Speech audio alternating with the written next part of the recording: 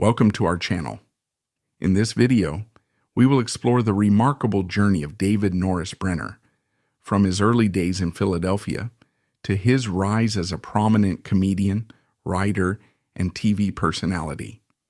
We'll delve into his formative years, military service, breakthrough performances on major talk shows, and personal challenges he faced along the way.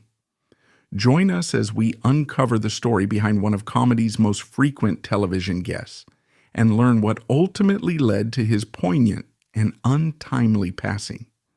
David Norris Brenner was born on February 4, 1936 in Philadelphia, Pennsylvania, to Jewish parents. His father, Louis, was a vaudeville comedian, singer, and dancer performing under the stage name of Lou Murphy, who gave up his career in a film contract to please Brenner's grandfather, a rabbi who objected to his working on the Sabbath. This family tension between show business and religious observance played a significant role in shaping the environment in which David grew up. From a very early age, he was exposed to both the glamour and the sacrifices that a life in the entertainment industry can demand. Religious obligations can often conflict with show schedules and performances that fall on Fridays or Saturdays. As a result, David was exposed to the notion of compromise and decision-making early on, understanding firsthand the delicate balance between personal ambition and familial or religious expectations. It is highly likely that these experiences, especially seeing how they impacted his father, shaped his comedic perspective, which blended sharp social observation with empathy for human dilemmas. As a teenager, David likely absorbed lessons from classic performers, comedians, who mastered both live and televised acts such as Milton Berle, Sid Caesar, and even Jack Benny, who were iconic figures from earlier decades. In a sense, his father's vaudeville background and the broader comedic heritage of Jewish American entertainers, legends like Mel Brooks, Carl Reiner, and Woody Allen, would have offered him a blueprint for transforming personal observations and anecdotes into universal humor.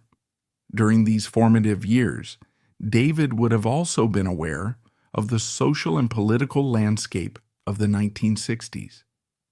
This was a decade that saw everything from the civil rights movement to anti-war protests and major shifts in music, fashion, and youth culture. The comedic style of the time was also evolving. Mainstream comedians were beginning to push the envelope more, addressing current events and social topics rather than sticking to purely family-friendly or slapstick material. This shift would eventually resonate with David's more observational comedic approach, in which he would draw on everyday life and the realities of the changing world around him. After high school, David Brenner took a detour from his emerging comedic leanings by entering the U.S. Army. He spent 2 years serving in the 101st Airborne and as a cryptographer of the 595th Signal Corps and Bob Legend Journeyman. The 101st Airborne Division, famously referred to as the Screaming Eagles, was known for its distinguished service during World War II, as well as in subsequent conflicts. Serving in such a renowned unit would have introduced David to a sense of discipline, camaraderie, and structure, quite unlike the free-spirited world of vaudeville and stand-up clubs.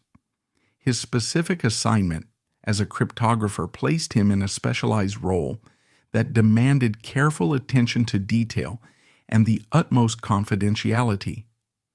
Cryptographers are responsible for encoding and decoding sensitive communications, a position that underscores a high level of trust. It's an intellectual pursuit that requires focus, patience, and problem-solving skills, qualities not typically highlighted in the comedic realm. However, one could argue that stand-up comedy also demands a strategic mind. Crafting jokes with carefully timed punchlines, anticipating audience reactions, and reading the room all share a common thread of planning and keen observation. While information on the Bob Legend Journeyman aspect is sparse, It might imply that David had responsibilities or affiliations that involved coordinating with various sections within the Signal Corps or supporting specialized missions. In any case, his 2 years of service likely exposed him to diverse individuals from around the country, each bringing distinct backgrounds, accents, and perspectives, a priceless resource for a future comedian. Observational humor often thrives on noticing the quirky traits that arise when different personalities converge under one roof or one tent in the case of the military.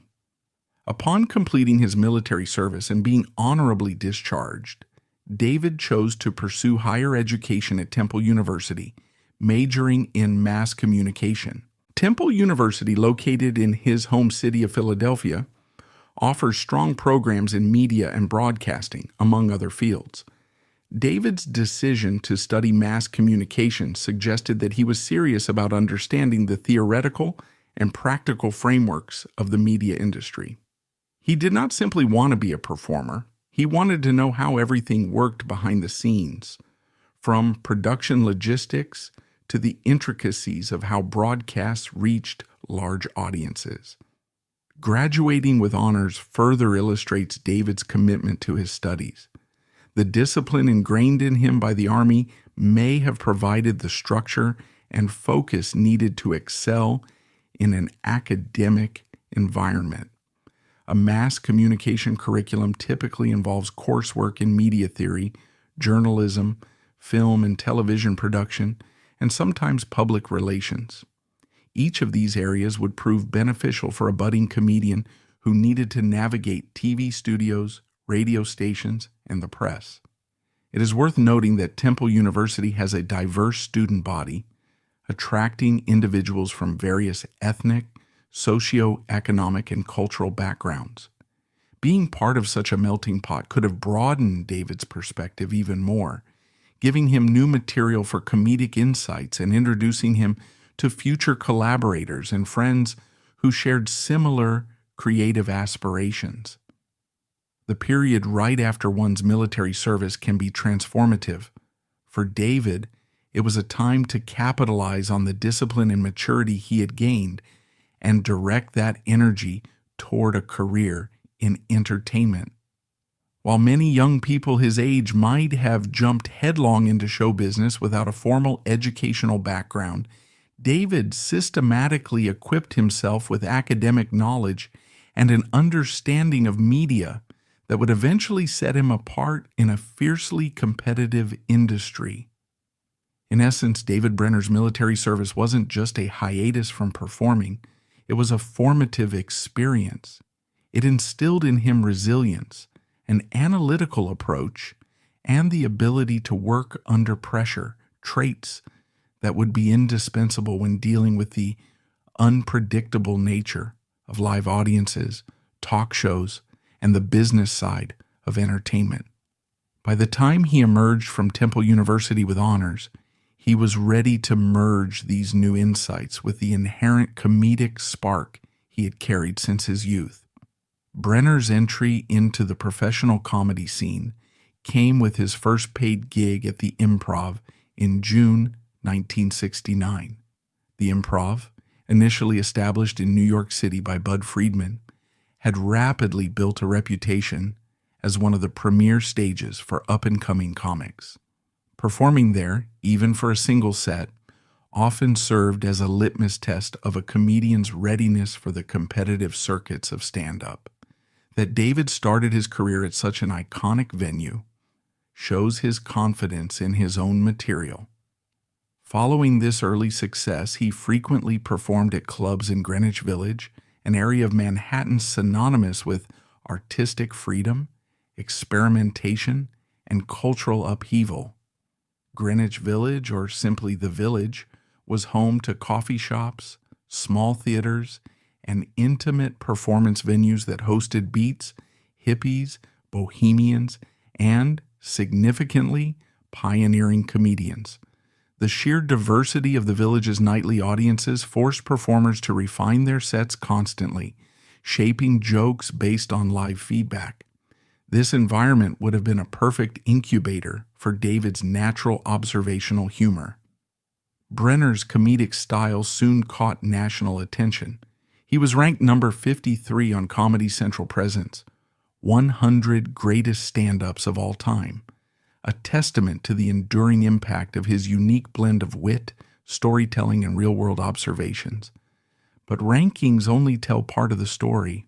One of the most striking accomplishments was that at one point, he appeared on major TV talk shows more often than any other entertainer.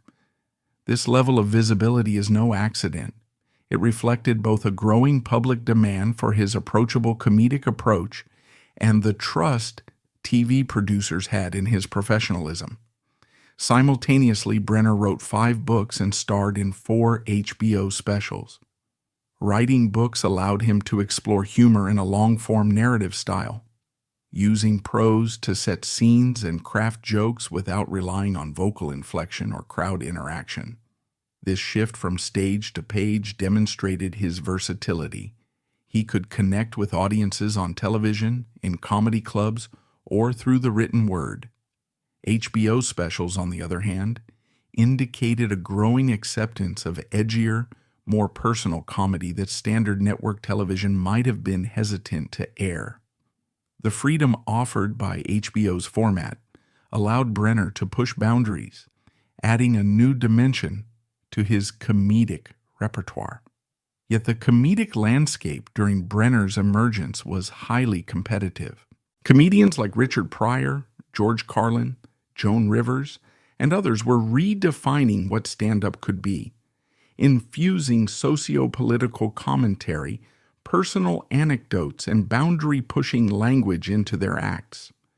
Brenner managed to carve out his own niche by focusing on everyday life experiences, relationships, family quirks, small absurdities of day-to-day routines, delivered with a relatable, almost conversational style.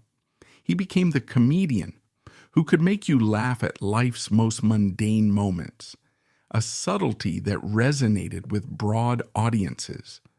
Moreover, the early 1970s saw a surge in variety shows and talk shows as dominant primetime and late-night formats. Hosts like Johnny Carson, Merv Griffin, Mike Douglas, and others were perpetually scouting for fresh talent to keep their rosters dynamic. Brenner fit this mold perfectly. He was reliably funny, quick on his feet, and possessed a warm stage presence that meshed well with a wide range of guest lineups. Consequently, bookers found him to be an ideal guest, someone who could banter with the host, entertain the audience, and tease upcoming projects in a naturally engaging manner. Culturally, audiences were starting to value comedy that felt like candid conversation rather than rigidly memorized sets. The mood of the country was evolving. People wanted jokes that reflected changing social norms and offered comedic relief from tumultuous news cycles.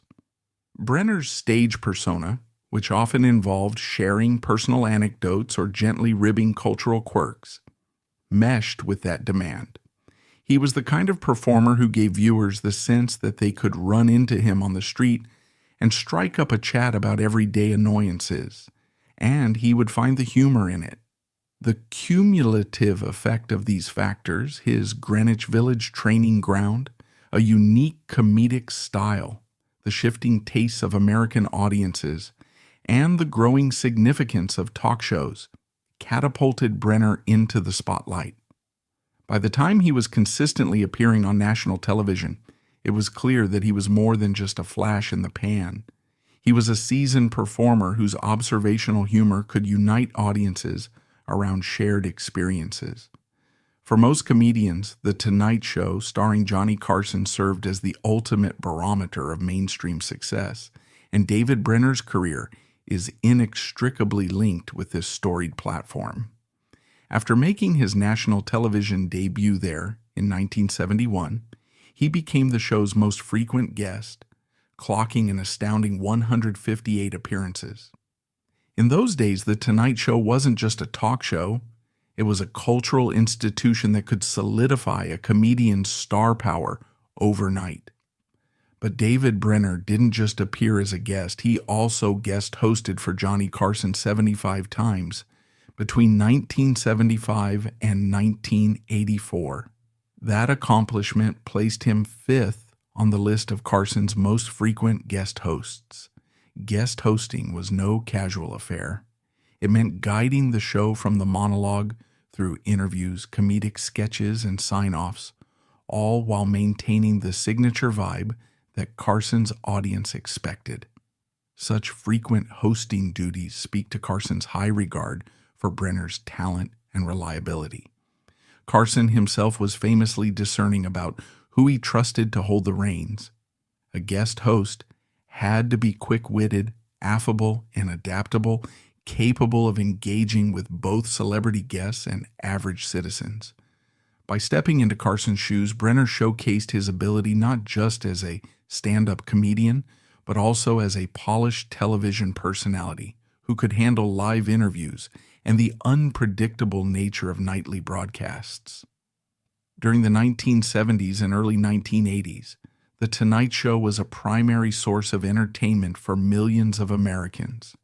Families, insomniacs, and late-night workers alike tuned in to watch Johnny Carson's monologue and the comedic skits. When Brenner took the stage, he was introduced to countless households as someone the iconic Carson trusted. This unspoken endorsement resonated as viewers grew accustomed to seeing Brenner's face and hearing his comedic insights on a regular basis. Another crucial point to remember is that these Tonight Show appearances were typically short sets or conversation segments. A comedian would have only a few minutes to make an impression before going to commercial break. Brenner's success lay in his capacity to deliver rapid-fire wit within these time constraints, employing observational humor that could land with the widest possible audience. He had to distill his comedic approach into punchy anecdotes and jokes that even first-time viewers could latch onto instantly.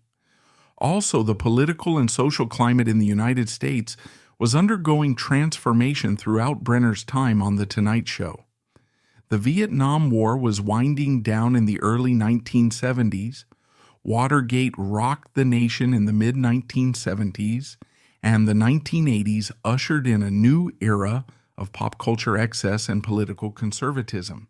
Brenner, like any successful talk show comic, had to adapt his material to reflect these changing times, striking a balance between topical humor and more universal observations. This adaptability helped ensure his longevity in the coveted guest slot. Brenner's extensive run on The Tonight Show effectively allowed him to become a household name, enabling him to branch out into other areas, hosting his own programs, developing documentary content, and exploring roles in scripted television and film. His comedic voice resonated far beyond the walls of NBC's Studio 6B and later Studio One in Burbank, once the show moved. This synergy between consistent talk show appearances and expansions into new formats drove him forward, confirming that he was more than just a popular act. He was a mainstay of American pop culture. Brenner was a star of the 1976 TV series Snip alternate title Flip, which was inspired by the film Shampoo and set in a hairdressing salon. The situation comedy was canceled by NBC before it aired due to its inclusion in the supporting cast of what would have been one of the first gay characters in an American situation comedy. In 1986, King World Entertainment gave Brenner his own 30-minute syndicated late-night talk show, Nightlife, an attempt to compete with Carson. However, it was canceled after one season. The show premiered on September 8, 1986, on 102 stations and was touted as an alternative, filmed in Manhattan and featuring a casually dressed Brenner. It was unique among the late-night talk genre for not having a monologue. It gave some comedians, such as Bobby Slayton, their national television premieres. In addition to The Tonight Show, Brenner also appeared on The Ed Sullivan Show, The David Frost Show, The Mike Douglas Show, Late Night with David Letterman, The Late Show with David Letterman, Real Time with Bill Maher, and The Daily Show, and was a frequent guest on The Howard Stern Show. In later years, he appeared on both MSNBC and Fox News Channel shows, commenting on current events. He portrayed a charity ball auctioneer in the 1989 romantic comedy Worth Winning with Mark Harmon, Madeline Stowe, and Leslie Ann Warren, who was also Brenner's co-star on Snip. From 1994 to 1996, Brenner hosted a talk radio program, taking over the time slot of the long-running Larry King Show on the Mutual Broadcasting System. He had earlier hosted a syndicated weekly radio show, David Brenner Live, for 3 months in 1985. Brenner was a writer, director, or producer of 115 television documentaries and headed the documentary units of Westinghouse Broadcasting and Metro Media, winning nearly 30 awards, including an Emmy before moving to comedy.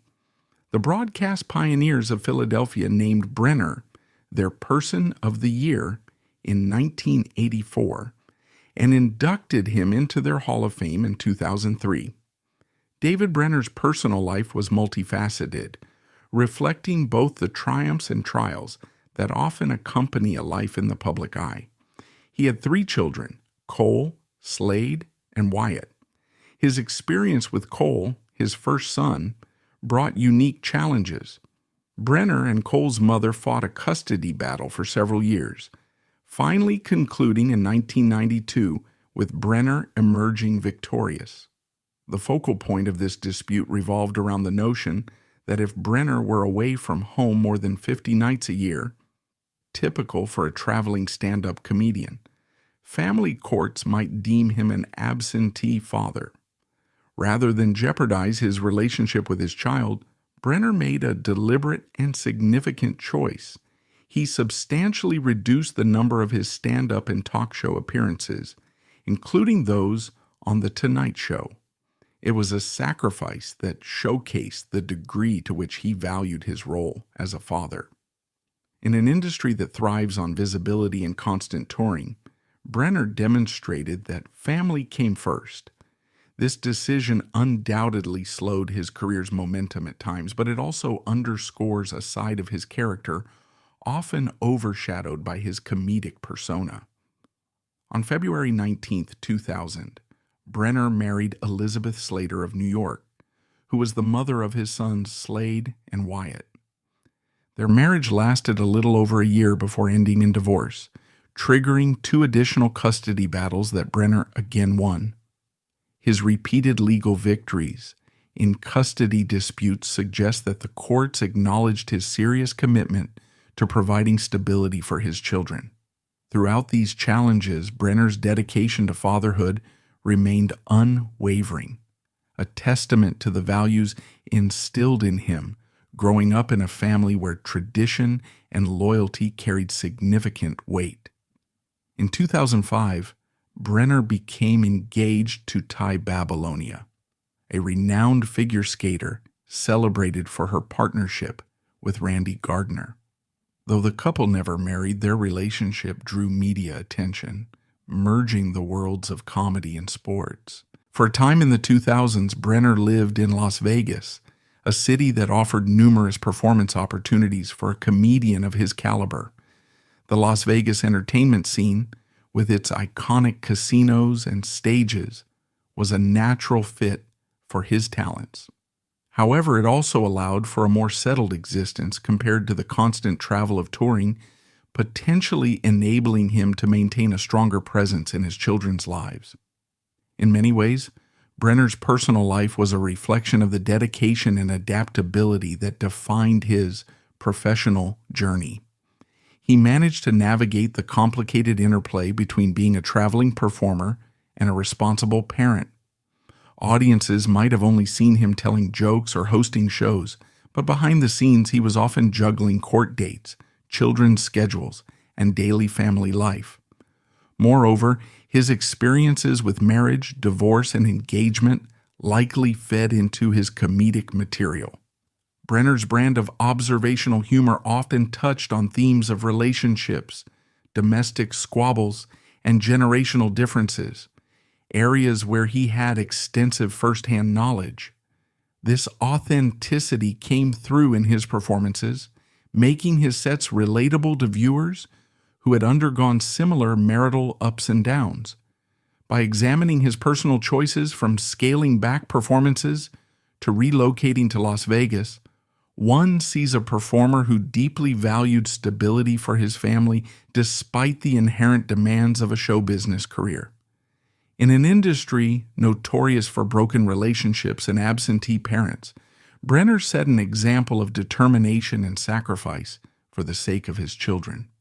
Sadly, David Brenner's life and prolific career ended on March 15, 2014, when he passed away at the age of 78 from pancreatic cancer at his Manhattan home. Pancreatic cancer is often called a silent killer because it frequently shows minimal symptoms until it reaches an advanced stage, making it particularly difficult to treat.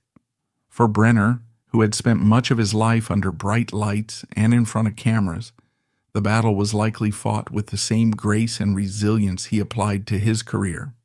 He was buried at Mount Sharon Cemetery, located in Springfield, Delaware County, Pennsylvania, a final return to the state where his life and comedic passions began.